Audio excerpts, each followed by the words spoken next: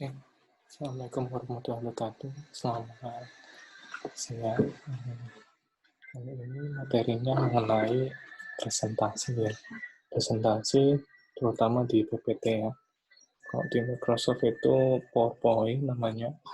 Tapi kalau di Google itu kalau nggak salah Google Slide. Jadi di materi yang sekarang saya akan menerangkan mengenai bagaimana menggunakan PowerPoint dengan powerful tool. Intinya adalah efektif dalam presentasi. Nah, presentasi ini nanti kalian akan menggunakannya di setiap semester dan setiap mata kuliah.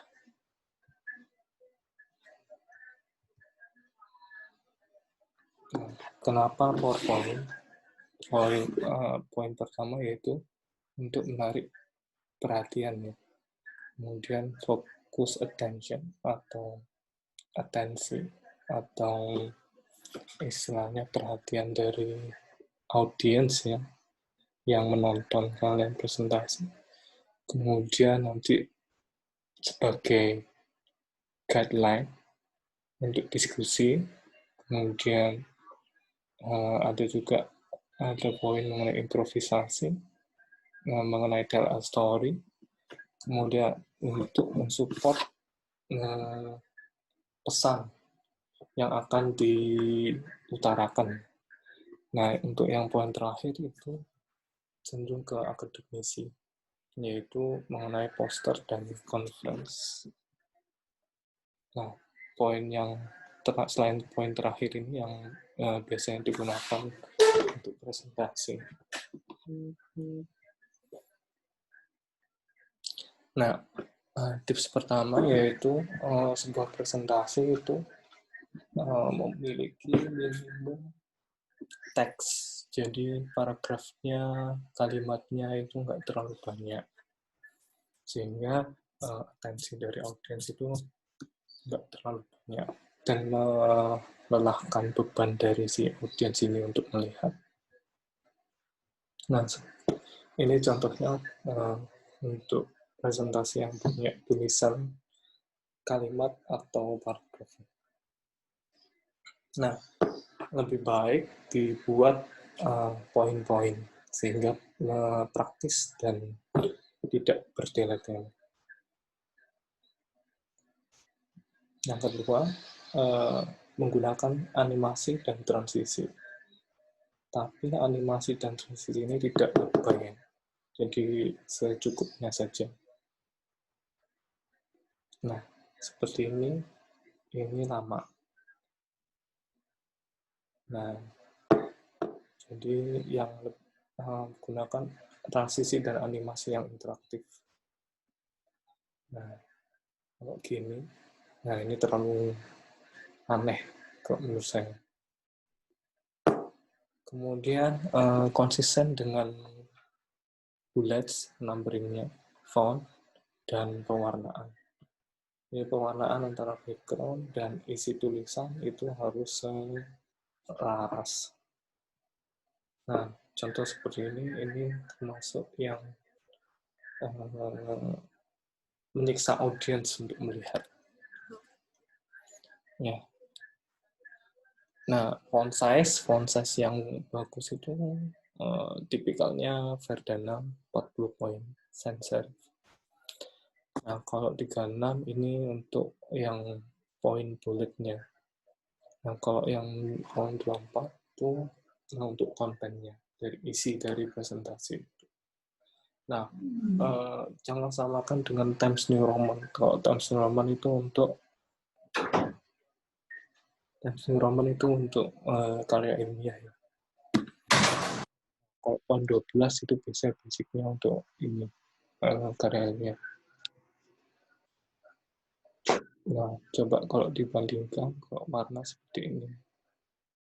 Nah, kalau misalkan tulisannya kuning, background-nya putih, berarti ini yang menyiksa dalam presentasi. Kemudian membuat grafiknya bisa dibaca ya. Contoh misalkan ini tidak terlalu besar dan terlalu banyak, dan ini ada yang terlalu penting di sini. Nah,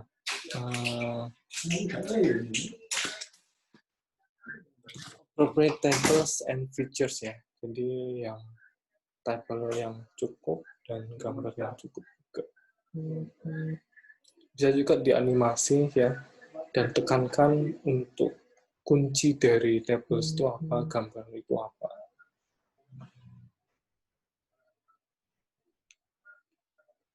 Nah, seperti ini ya. Kemudian nanti ada emphasis-nya seperti menekankan kayak gitu. Nah, kemudian ada tanda untuk seperti ini. Sehingga audiens ini tahu, oh inti dari tabel ini apa. Oh, inti dari gambar ini apa. Nah, tips selanjutnya yaitu sebagai pengingat bahwasanya space yang kosong itu dijadikan untuk sarana untuk eye catching-nya, sehingga audiens itu menangkap dari presentasi kalian. Nah, kalau misalkan ini seperti ini, nah di sini nggak ada slide space yang kosong, cuma sedikit saja. Dan juga pewarnaan dan background-nya mungkin beda. Sehingga nanti audiens ini kalau misalkan di jarak jauh nggak bisa melihat dari isi dari presentasi.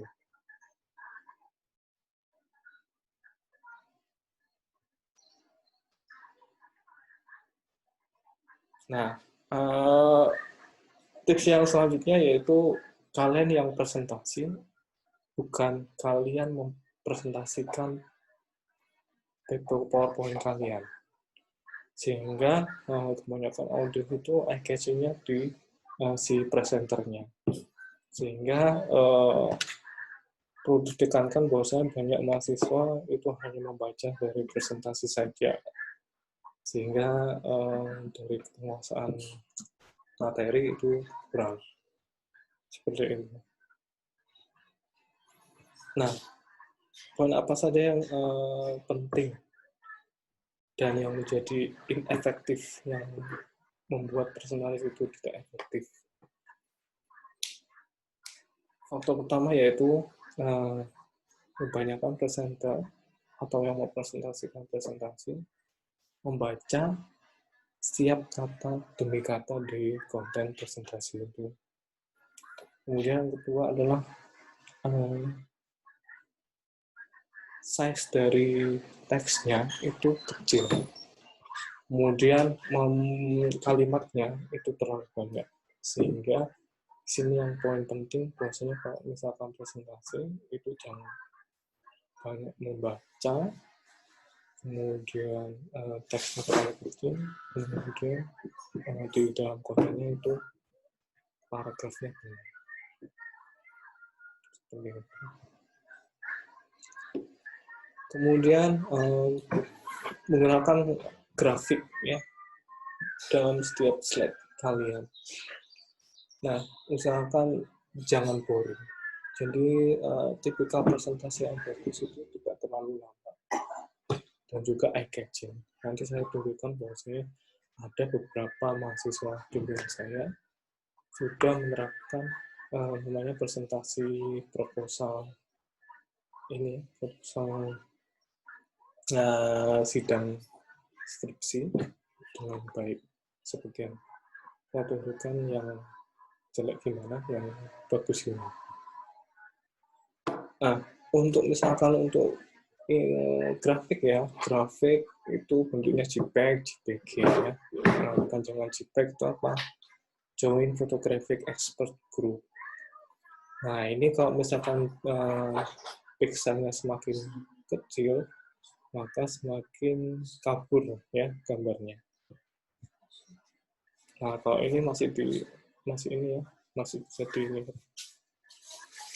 Nah, kemudian ada GIF. GIF ini graphical interface format. Nah, GIF ini biasanya untuk yang ini ya, image yang bergerak. Atau juga bisa logo, itu termasuk ya. Nah, GIF ini yang bisa juga transparan ya. Kemudian ada TIFF ya. TIFF itu Target Image File Format. Nah, TIFF ini ada transparansi di image. Sorry, yang saya maksud adalah TIFF ini.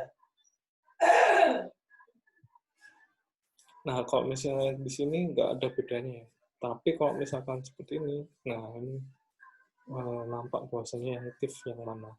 Kalau yang ini bukan TIFF ya, yang tidak transparan. Nah, Anda di grafik itu atau JPEG itu ada resolutions.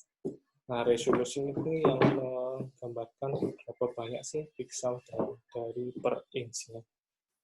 Ada juga istilah DPI. DPI itu dots per inch. Semakin besar DPI-nya, berarti semakin besar resolusinya. Nah, ini kalau misalkan pixelnya semakin kecil, ya berarti nanti pecah-pecah gambarnya. Nah, PowerPoint minimal 92 dpi ya. Tapi kalau misalkan untuk fotografi itu estimasi 200 sampai 300 dpi.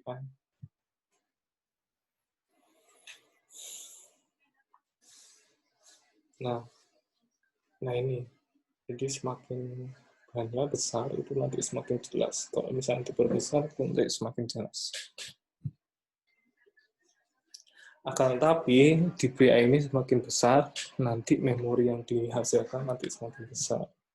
Sehingga ketika ingin presentasi, insert grafik atau gambar, itu usahakan yang secukupnya. Kalau misalnya terlalu besar, nanti memori dari presentasi kalian nanti semakin besar.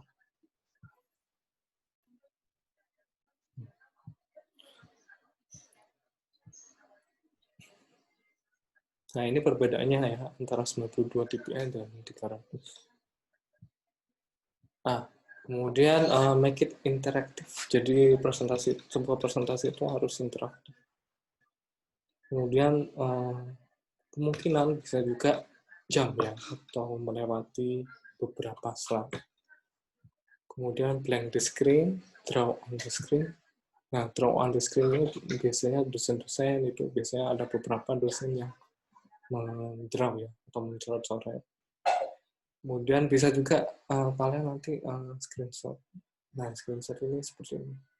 Kalau misalkan yang ini ya, untuk gambar-gambar penting itu dimasukkan di presentasi, coba di screenshot. Nah, contoh seperti ini. Nah, untuk yang poster presentation ini terutama untuk akademisi ya. Contoh misalkan saya sebagai dosen, nah ini biasanya saya presentasi poster presentation ya, setiap tahunnya saya ini ya mengikuti pertemuan ilmiah, biasanya saya presentasi baik itu berupa poster atau artikel ini seperti ini.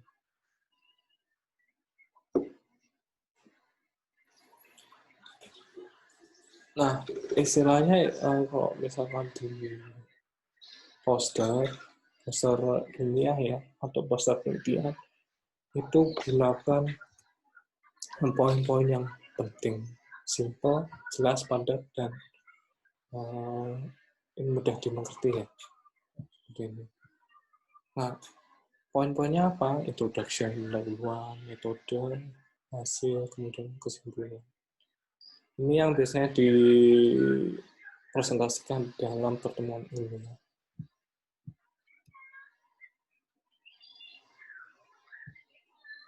Nah, ini. Nah, biasanya untuk memperjelas itu bukan hanya tulisan, akan tapi juga gambar ya.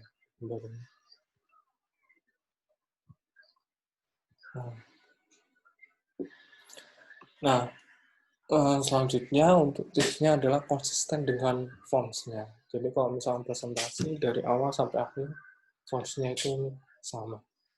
Dan juga size-nya juga ya. Size-nya juga perlu diperhatikan. Misalkan judul ini berapa size-nya, kemudian kontennya ini berapa. Seperti yang saya jelaskan sebelumnya ya. Ada yang font, kalau yang font 12 jangan ya, untuk font size-nya yang 12. Gitu.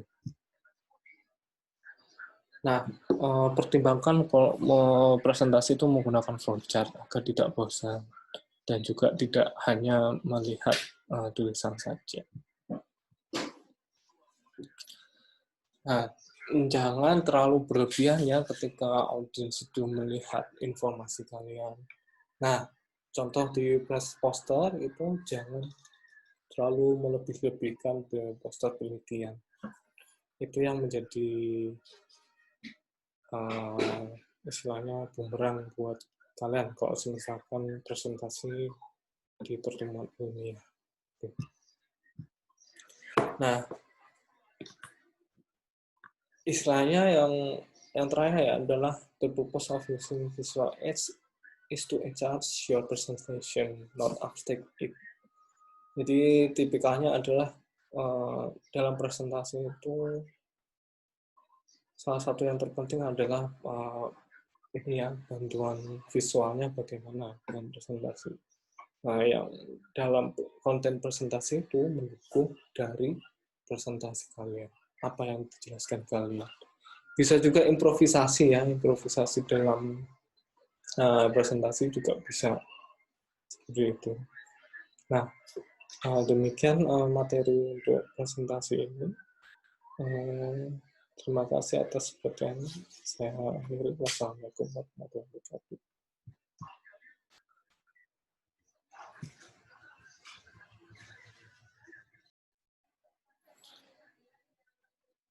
Saya tunjukkan beberapa contoh ya. Presentasi yang bagus ya. Ini.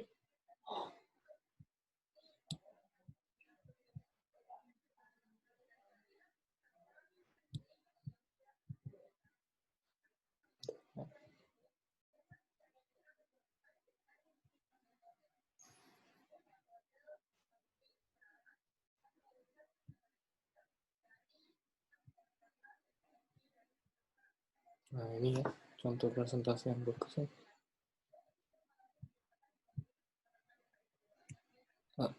Nah, tapi ini kekurangannya itu belum dimainkan transisi ya. Tapi dalam kontennya ini eye-catching. Seperti ini.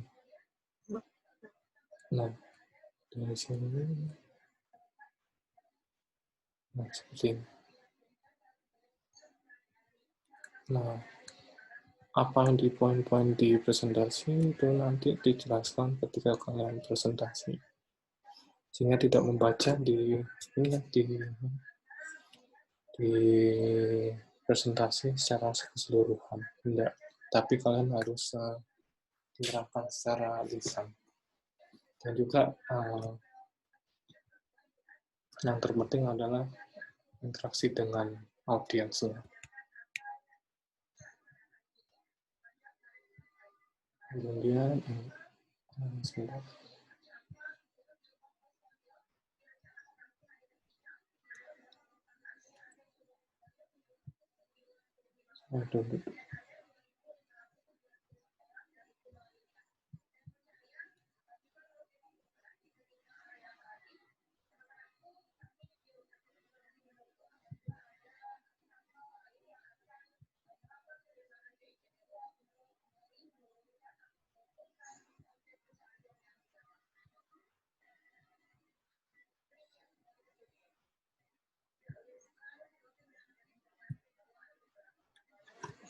Ini juga nggak bimbing saya. Nah, ini ya logonya kurang ya, kurang. Jadi kalau misalkan logo sama backgroundnya harus di sama. Nah, ini juga belum transisinya juga nggak ada.